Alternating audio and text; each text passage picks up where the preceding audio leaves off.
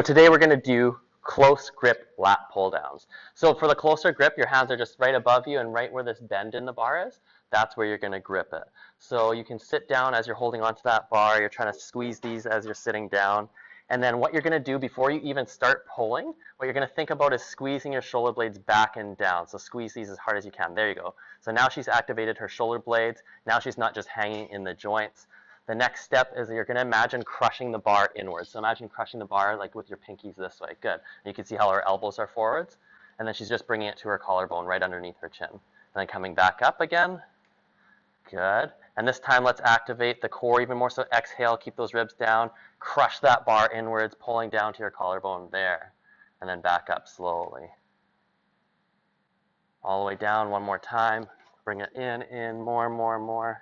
Good. And you can feel now the lats are engaging a little bit more, rhomboids a little bit, maybe even the biceps, but for sure the core. Come down under the chin almost. Good. Hold for a second, then slow on the way back up.